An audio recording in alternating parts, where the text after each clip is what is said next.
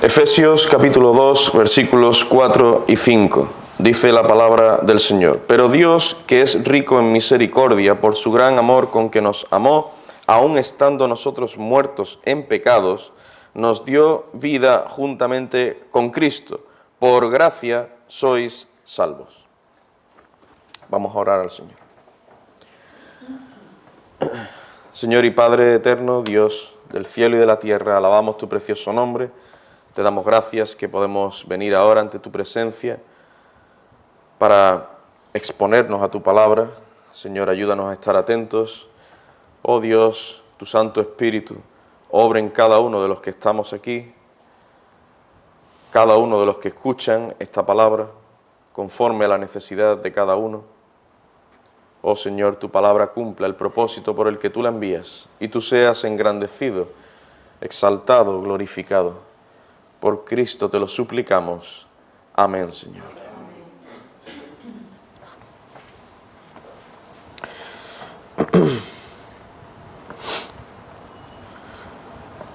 En relación con las 5 solas de la Reforma, en el sermón anterior, ya hace varios domingos, comencé a exponer el segundo de estos fundamentos, que es la sola gracia,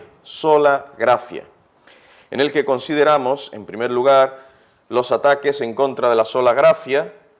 Estos ataques primero vienen de un evangelio que ha sido adulterado y de aquellos que lo han recibido engañándose a sí mismos. El segundo ataque viene de aquellas religiones llamadas cristianas que desvirtúan o pervierten el significado de la verdadera gracia de Dios. Ante tal realidad nos encontramos, y esto es lo que vimos en segundo lugar, el abandono por parte de muchos evangélicos de este firme fundamento de la Reforma, que es la sola gracia. Primero este abandono se manifiesta en el cambio sobre la doctrina de Dios. Este es un Dios que pretendidamente, según predican muchos, un Dios que pretendidamente entra en relación con el hombre y es sensible a sus necesidades, pero no es el Dios soberano y de toda gracia, que se manifiesta en la plenitud de todos sus atributos perfectos. Y cogemos el amor de Dios, la misericordia de Dios, el perdón de Dios y el amor otra vez, y ya está. Y como que Dios es solo eso. No. Dios es un Dios también soberano, es un Dios de toda gracia. Un Dios santo, un Dios justo, un Dios perfecto en todos sus atributos. El evangelismo moderno, como digo, hace énfasis en un Dios de amor que puede ser compaginado con el liberalismo humanista que es tolerante con el pecado. Y como que Dios, como es de amor, un Dios de amor, pues pasa la mano por alto al pecado. Y esto no es así, no es lo que enseña la Biblia. Esta rendición se manifiesta, en segundo lugar, en que muchos han llegado a centrarse en sí mismos haciendo uso de una psicología humanista y ha entrado y han aceptado, por así decirlo, la psicología humanista en medio de la Iglesia. Y la palabra de Dios sí está ahí, pero bueno, se puede compaginar con la psicología también. No. La palabra de Dios es todopoderosa, es toda suficiente. En tercer lugar, vimos que los creyentes hemos recibido un llamado a promover la sola gracia. Primero debemos predicar la doctrina bíblica del pecado. Si vamos a promover la sola gracia, hay que predicar, en primer lugar, la doctrina del pecado. ¿Cómo? Proclamando la ley de Dios, en primer lugar. En segundo lugar, mostrando la pecaminosidad absoluta del pecado. Esto es lo que en teología se llama depravación total. Pecaminosidad absoluta del pecado, la depravación total, que tiene que ver con la naturaleza del corazón humano, contaminado y corrompido por el pecado. Y aquí nos quedamos en el sermón anterior. Esta mañana continuamos en este punto donde quiero ampliar el significado de la depravación total. ¿Qué es esto de depravación total? Tenemos que predicar acerca del pecado y de la pecaminosidad, la gravedad del pecado. Y vimos la depravación total. Hay que explicar bien qué es esto de la depravación total. Como hay muchas ideas equivocadas respecto a lo que significa la depravación total, es necesario establecer primero lo que no es esta doctrina y en segundo lugar veremos lo que sí es. Y en esta mañana nos vamos a centrar en el aspecto negativo. Lo que no es, lo que no implica la depravación total. En primer lugar, no implica depravación absoluta. Cuando escuchamos la palabra depravación, inmediatamente se nos viene a la mente algo muy, muy malo, ¿verdad? Algo o alguien depravado es alguien muy malo, perverso, corrupto. Y si a esto le añadimos la palabra total, pues ya nos imaginamos el mal supremo en su peor estado. Así que si se nos dice que el hombre está totalmente depravado, podríamos llegar a pensar que el ser humano es y actúa con todo el mal imaginable. El hombre es ya todo lo malo que puede llegar a ser, se conduce de la forma más perversa posible. Esto es lo que nos puede venir a nuestra mente. Sin embargo, esto no es así. Aunque el hombre natural tiene el potencial de hacer todo el mal posible, tiene ese potencial de hacer todo el pecado, todo el mal imaginable, en la práctica no manifiesta todo ese mal en su plenitud. Esta es la realidad. Aquí debemos entender que depravación total no es lo mismo que depravación absoluta. La depravación absoluta significa que una persona siempre, en todo momento, en cada instante, manifiesta el mal en grado máximo. Esto es depravación absoluta. Tanto en sus pensamientos, palabras y obras, siempre expresa su depravación de la forma más perversa y malvada posible. Esto sería la depravación absoluta. La depravación total no significa que el hombre actúa siempre con toda la maldad que puede llegar a cometer. Más bien se refiere, atento a esto, más bien se refiere a que siempre, continuamente, hace el mal. Y que esa depravación afecta a la totalidad de su ser. Su maldad ha afectado a su mente, a sus afectos y a su voluntad. O sea, no solo a su voluntad, no solo lo que hace, también en lo que piensa y en lo que siente. No es que aquí los sentimientos y los afectos humanos de todo ser humano son muy puros, ¿eh? Y aquí lo malo es lo que hacen, que se hacen cosas malas, sí. No. Ha afectado el pecado a todo su ser, depravación total, a la totalidad de su ser. Su depravación se manifiesta en sus pensamientos, en sus sentimientos, en sus palabras, en sus deseos, en sus obras, etcétera, etcétera. En definitiva, en todas las áreas de su vida. El ser humano, por sí mismo, en sus propias fuerzas, no puede hacer el bien. De continuo hace el mal. Está inclinado al mal. Cuando digo hace el mal, hermanos, no penséis solo en actos visibles, en hechos. O sea, de continuo peca contra Dios. Vamos a ponerlo de esta forma. Pero esto no quiere decir que el hombre piense, diga y haga todo el mal que podría llegar a pensar, decir o hacer. Esa es la diferencia entre depravación total y absoluta. Podríamos poner muchos ejemplos de esto, yo solo voy a traer dos pequeñas ilustraciones. Cuando, por ejemplo, dos niños pequeños se pelean, que por cierto eso es algo malo, lo de pelearse es algo malo. La gente dice que los niños son muy buenos, pero se pelean. Es que son traviesos. No, traviesos no, es que son pecadores. Y se pelean, y eso es malo. No serán tan buenos como dicen la gente.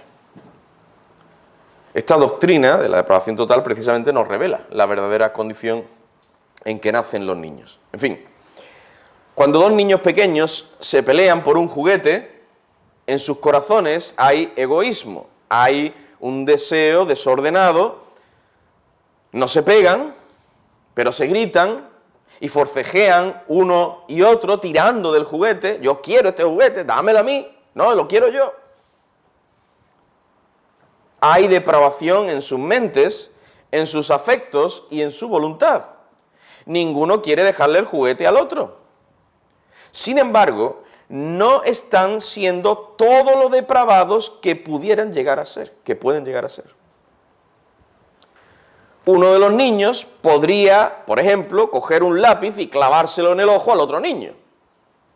Pues para yo quedarme con el juguete, voy a deshacerme de este niño, voy a quitarlo del medio. O se lo clavo en la mano, ¿no? Como me está aquí tirando, pues le clavo el pinche este en la mano. Bueno, quizá alguno lo ha hecho, pero generalmente yo no lo he visto en mis hijos, ni en otros niños.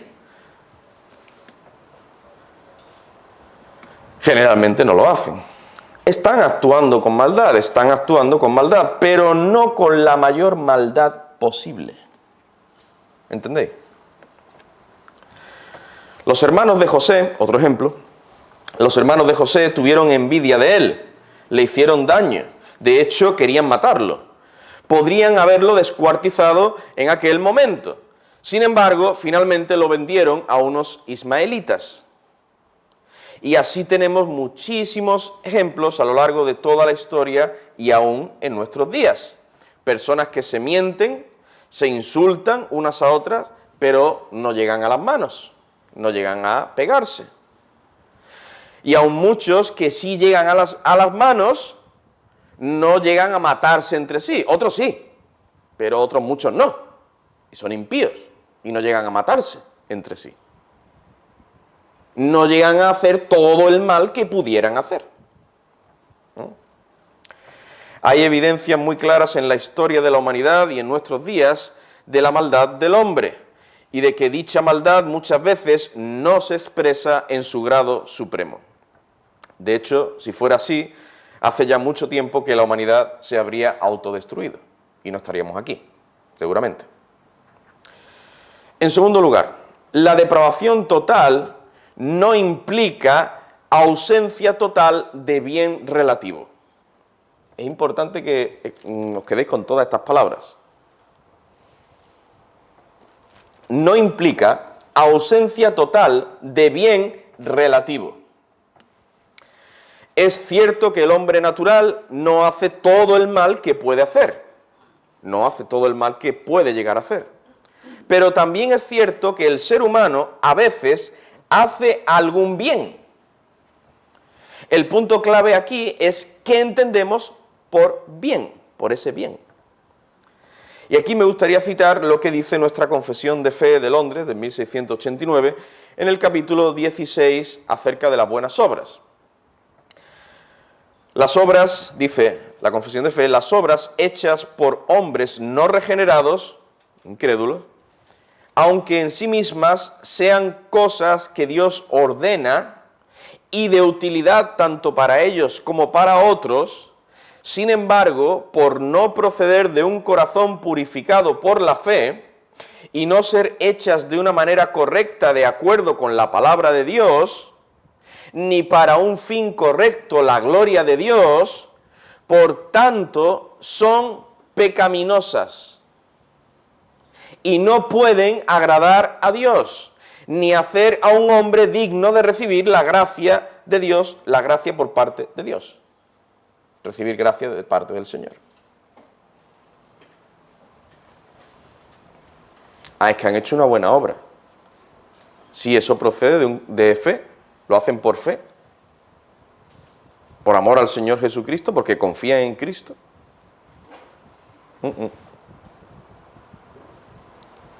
¿Son hechas de la manera correcta, adecuada, conforme a la palabra de Dios, como la que Escritura demanda que se tiene que hacer? Pues, si no conocen la palabra de Dios, pues complicado. Y se hace con el propósito de glorificar a Dios. Voy a hacer este bien para agradar a mi Creador, para glorificar al Señor. Tampoco. Entonces, son pecaminosas, no pueden agradar a Dios, ni hacer a un hombre digno de recibir gracia por parte de Dios. Este párrafo nos muestra, en primer lugar, entonces, que las verdaderas buenas obras, el verdadero bien, es aquel que procede de un corazón purificado por la fe. Y vamos a ir a las Escrituras. He citado la confesión de fe, pero una confesión de fe apoyada en las Escrituras. Dice en Hebreos, capítulo 11, versículo 6, pero sin fe es imposible agradar a Dios.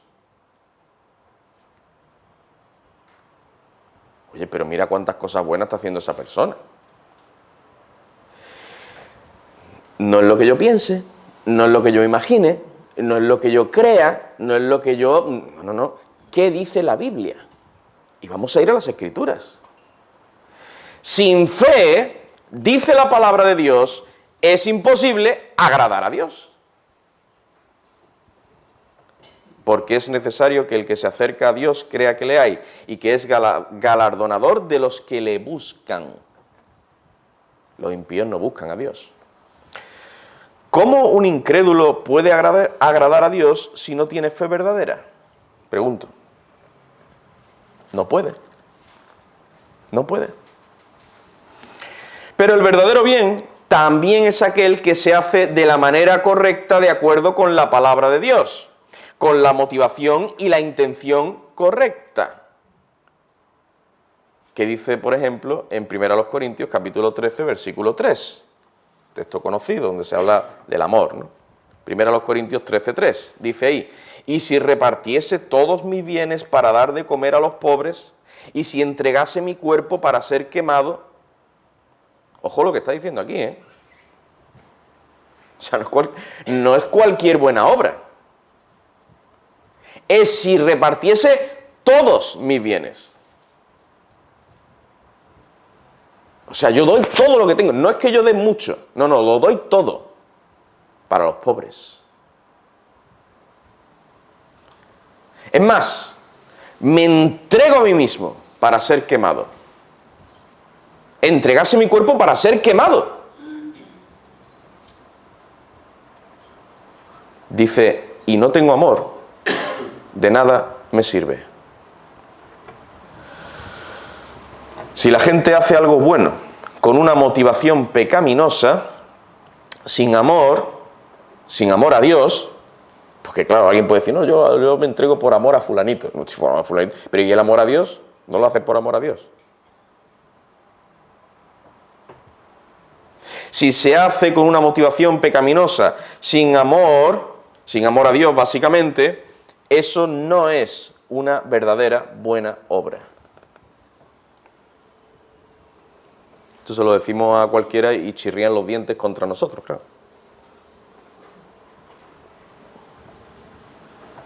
Hombre, tú no eres extremista, tú eres el súper extremista y legalista de lo que más hay en el mundo entero.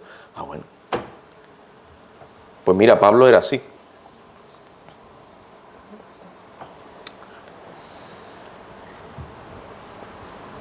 Inspirado por el Espíritu Santo, escribe esto en 1 Corintios 13. Pero también el verdadero bien es aquel que busca, que procura, que tiene como objetivo principal la gloria de Dios. La gloria de Dios.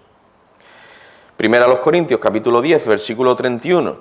Si pues coméis o bebéis o hacéis otra cosa, o hacéis cualquier otra cosa, hacedlo todo para la gloria de Dios. Pregunta, ¿los incrédulos hacen el bien para la gloria de Dios? No, ¿verdad? No.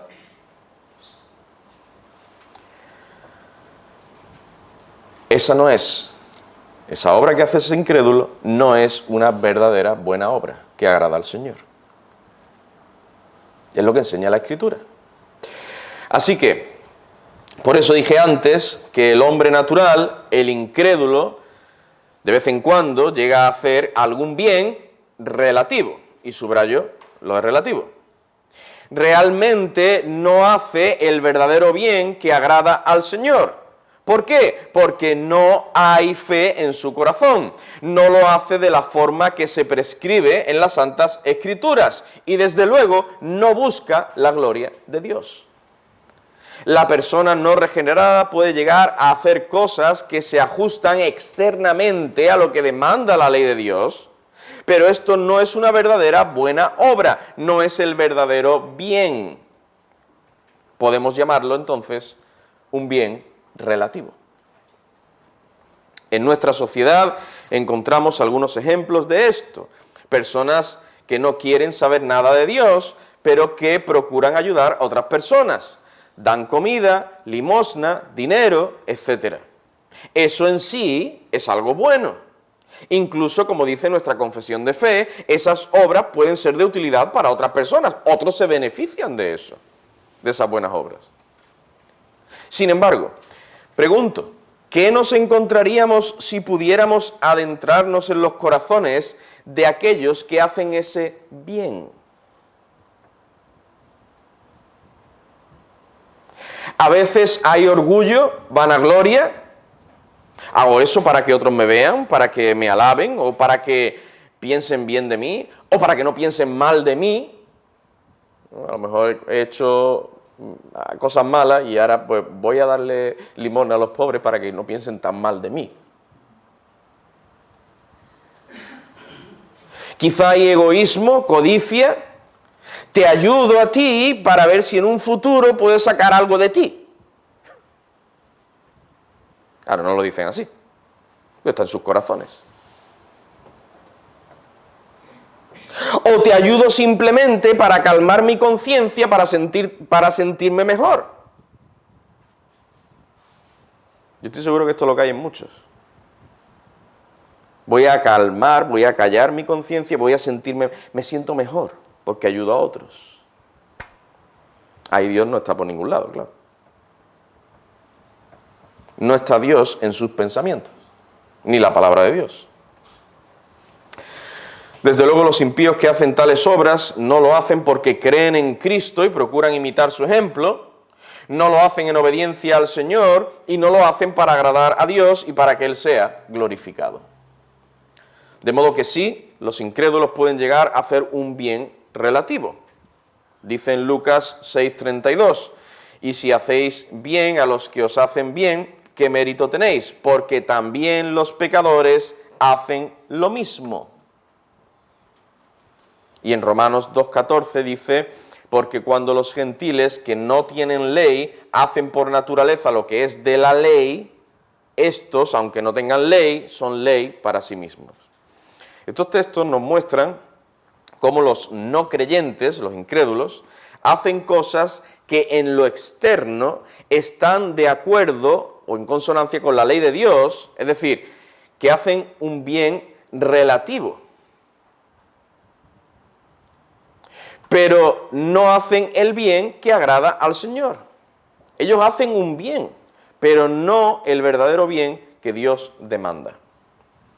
Así que la depravación total tampoco significa que el hombre jamás haga ningún tipo de bien. Ahora, la pregunta clave es, ¿cómo es esto posible? ¿Cómo es esto posible? ¿Cómo es posible que estando el ser humano por naturaleza lleno de maldad, siendo totalmente depravado, teniendo el potencial para cometer el peor de los pecados, pueda llegar a hacer algo bueno, relativamente hablando? ¿Cómo es esto posible? ¿Y cómo es posible que estando en esa condición depravada no haga mucho más mal? Lo que veíamos antes, que no hacen todo el mal posible. ¿Cómo es? ¿Cómo es esto posible? La respuesta a estas preguntas es la siguiente. Porque es Dios quien restringe dicha maldad y es Él quien obra para que, al menos externamente, los incrédulos hagan cosas buenas. Dice en Santiago capítulo 1, versículo 17, toda buena dádiva y todo don perfecto desciende de lo alto, del Padre de las luces, en el cual no hay mudanza ni sombra de variación.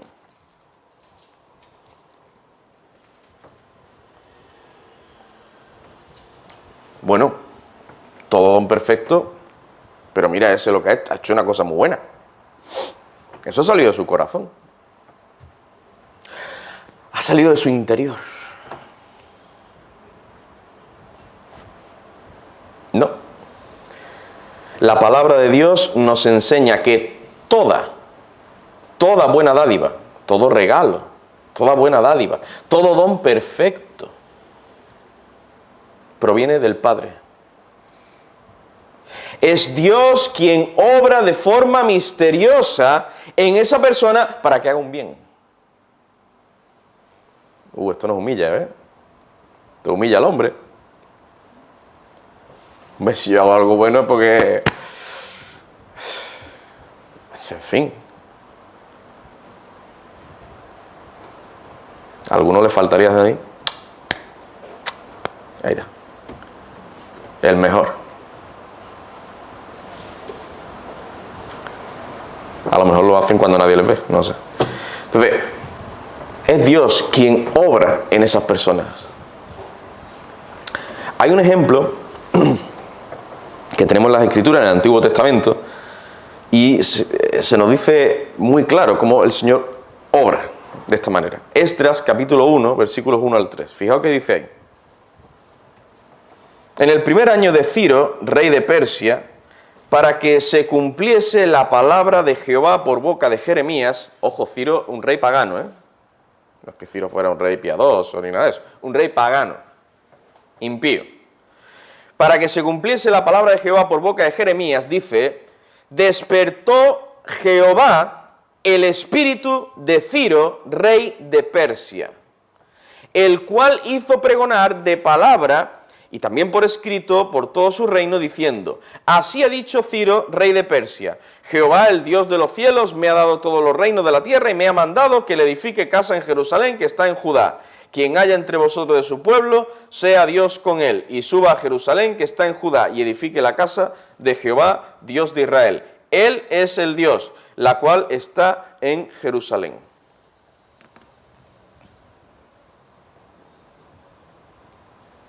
Despertó Dios el espíritu de Ciro, rey de Persia. Y Ciro dijo todo esto. No es que ya Ciro pues ya era un rey piadoso, no, eso no es el testimonio que se da en la Biblia ni en la historia. Pero Dios despertó en este rey el espíritu para que hiciera este bien al pueblo de Israel. Algo muy bueno que hizo este hombre. Dios obró en él de esta forma. Bien, la explicación de esta moderación en el pecado y del hecho que los incrédulos puedan hacer algún bien relativo está en que Dios, por medio de su gracia común, aquí está la gracia, no me he olvidado del tema, sola gracia. Dios, por medio de su gracia común, refrena a las personas para que no hagan todo el mal que podrían hacer y obra en ellas para que puedan hacer algún bien que traiga beneficio a ellos mismos y a la sociedad en donde viven. Ahora, ¿qué es la gracia común? He dicho gracia común. La gracia de Dios, la gracia común de Dios. En teología reformada, el nombre gracia común expresa la idea de que esta gracia se extiende a todas las personas, absolutamente a todas las personas, en contraste con la gracia especial o gracia salvadora, que se limita a una parte de la humanidad, es decir, a los elegidos o a los escogidos, para ser salvos. Esto no significa que en Dios hay dos clases de gracia, sino una sola. Solo hay una gracia de Dios. Hablamos de la gracia de Dios. No decimos las gracias de Dios. No, la gracia de Dios. La gracia divina es aquella perfección de Dios en virtud de la cual Él demuestra su favor hacia los hombres. Un favor totalmente inmerecido, porque los hombres están depravados. No obstante, esta gracia única de Dios, la gracia de Dios, se manifiesta en dones y operaciones diferentes. La más rica manifestación de ella se ve en aquellas operaciones bondadosas de Dios que tienden a y resultan en la remoción o el quitar la culpa del pecado, quitar la corrupción y el castigo del pecado y resulta en la salvación final de pecadores.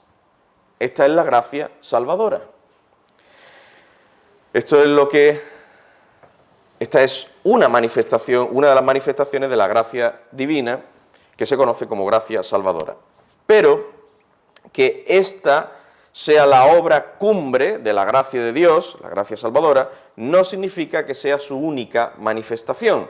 La gracia de Dios aparece también en las bendiciones naturales que Dios derrama sobre los hombres en la vida presente, a pesar de que el hombre rechaza a Dios y a su palabra. El hombre rechaza a Dios y a su palabra, pero Dios les da bendiciones. Estas bendiciones que alcanzan a todo el mundo entran dentro de esa otra manifestación de la gracia divina conocida como la gracia común de Dios, que he citado antes. Fijaos que dice en Mateo capítulo 5, versículos 44 y 45.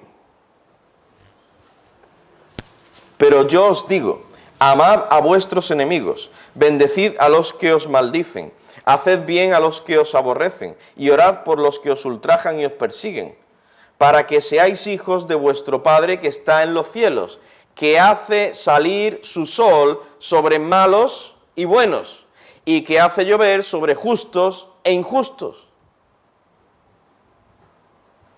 He aquí la gracia común de Dios.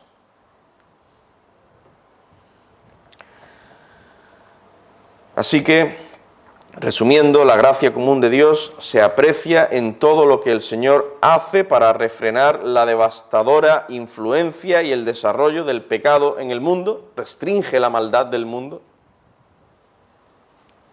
La gracia común de Dios se ve también en que lleva a los hombres a hacer cosas que, al menos externamente, son buenas.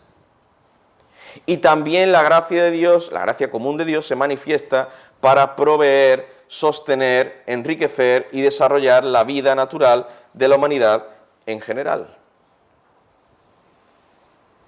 Dios da comida a las personas, el aire que respiran. Hermanos, los que tienen comida, alimento, bienes materiales, salud, fuerza física, no solo son los creyentes. De hecho, muchas veces los creyentes pues, están peor físicamente hablando que muchos incrédulos. El Señor da este tipo de bendiciones también a los incrédulos y restringe su maldad y obra para que en determinadas ocasiones hagan algún tipo de bien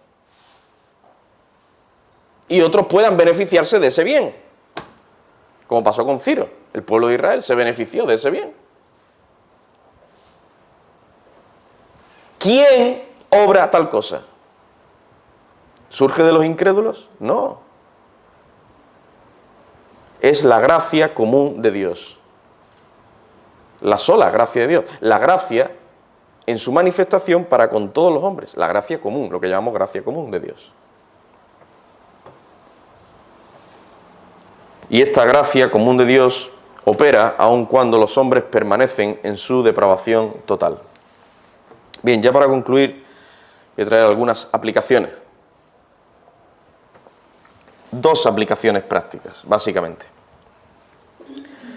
En primer lugar, hermanos, no nos dejemos engañar por las filosofías de este mundo que nos dicen que el hombre es bueno y que merece cosas buenas. Hermanos, no nos dejemos engañar. Esto no es lo que enseña la palabra de Dios. No nos dejemos engañar por el mundo. Ni el hombre es bueno, ni merece cosas buenas. El hombre es malo por naturaleza y merece la condenación eterna. Si en nuestra sociedad hay una paz relativa, si nos encontramos con personas que hacen algo bueno, aunque esas personas no quieren saber nada de Dios y hacen algo bueno, recuerda, hermanos, es por la gracia de Dios, la gracia común de Dios. No es porque haya bondad en el corazón de esas personas, no. Vamos a pensar de forma bíblica. No como piensa el mundo, no como nos quieren mostrar o enseñar en la televisión, en los medios de comunicación o en las redes sociales.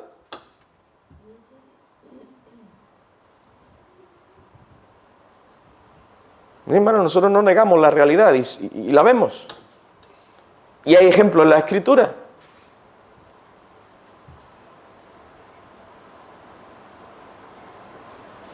Es la gracia común de Dios. La gracia de Dios, que si no obrara el Señor, bueno, es que no estaríamos aquí, seguro. No estaríamos aquí, la tierra no estaría, el ser humano no estaría aquí, segurísimo. Nos habríamos comido ya unos a otros.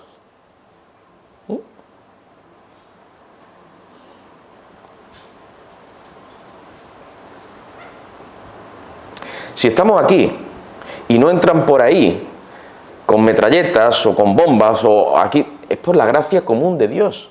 No es que los españoles son muy buenos, no. Los españoles no son buenos. Es la gracia de Dios.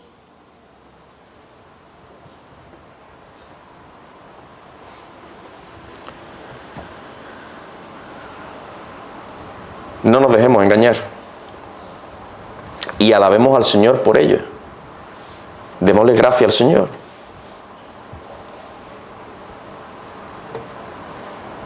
Gracias porque Él obra de esta forma y restringe la maldad y obra a otras personas para que hagan algún bien. O sea, que si no, no podríamos estar. Y el Señor en determinadas ocasiones en la historia ha retirado esa gracia común, no totalmente, pero ha retirado esa gracia común en determinadas épocas, determinadas sociedades, y bueno, pues eso ha sido un desastre. Destrucción, caos, inmoralidad, maldad, por todos lados.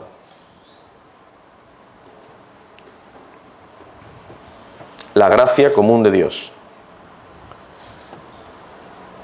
Sí, yo sé, el Señor también usa a sus hijos para hacer bien, para refrenar el mal, etc. Pero principal y básicamente es Dios quien está obrando.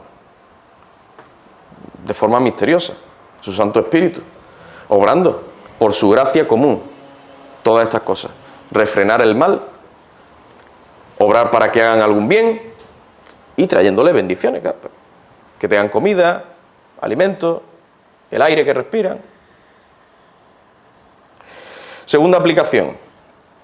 Mi querido niño, joven, adulto, no pienses que eres bueno o que eres una buena persona porque haces algunas cosas que externamente parecen buenas. Ahora me dirijo a ti directamente.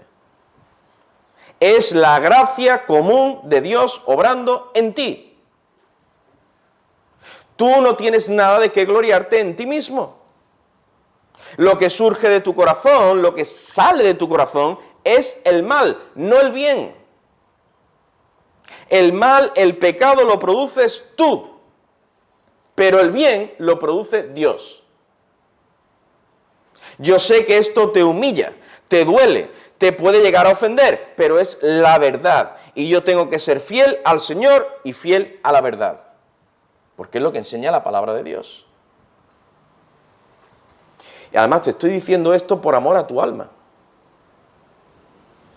No es para herir, no, es por amor a tu alma, para tu bien. Para que tú vengas humillado, dejes de confiar en tu propia justicia y vengas humillado ante los pies de Cristo.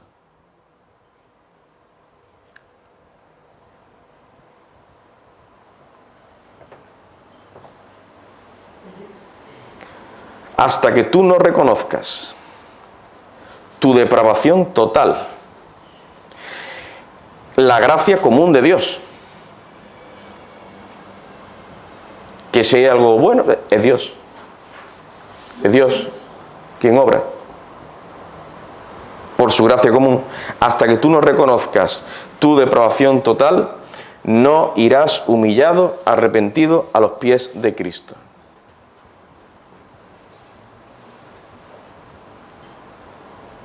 Tienes que reconocer tus pecados. No, sí, yo soy un pecador, pero mira, muchas veces me porto bien. Cuando alguien dice, yo soy un pecador, pero, cuando añade un pero, mal vamos. Yo soy un pecador, pero yo nunca he robado a nadie. Vaya.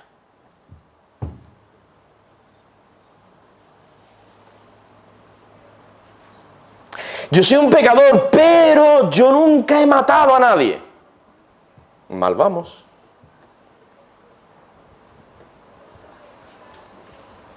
Se ve que esa persona no entiende muy bien los 10 mandamientos, que tienen muchas más implicaciones que, por ejemplo, matar físicamente a una persona. Se puede matar a alguien en el corazón y desear la muerte de alguien o el mal de alguien, o cuando insultamos a alguien. Eso es un ejemplo.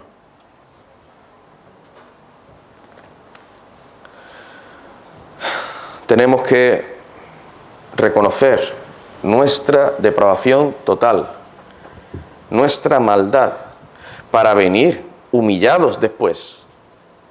Este es mi llamamiento que te hago ahora también, para que tú vengas humillado, creyendo verdaderamente en el Señor Jesucristo, el único que puede perdonar tus pecados. El único que puede limpiarte de tu maldad por su sacrificio en la cruz. Pero tienes que creer en Él, confiar en Él y arrepentirte de tus pecados. Dejar tus pecados.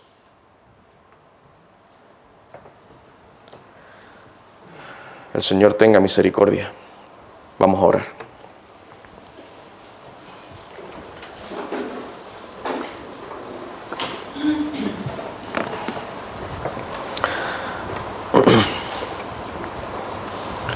Padre nuestro, alabamos tu precioso nombre. Señor, cuán bueno eres tú, que nos hablas claramente en tu palabra. Estas verdades nos humillan,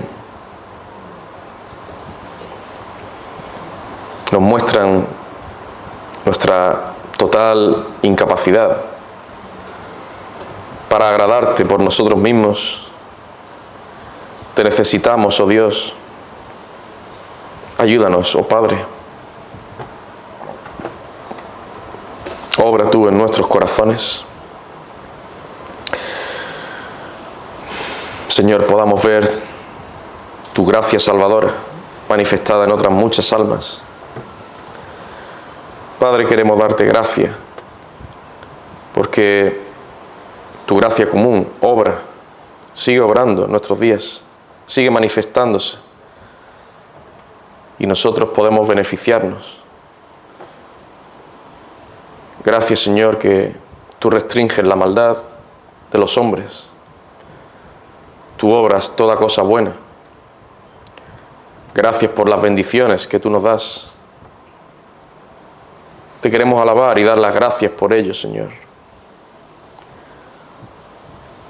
Padre, te suplicamos, tú obres los corazones de aquellos que no te conocen, que mediten en estas verdades y vengan a los pies de Cristo,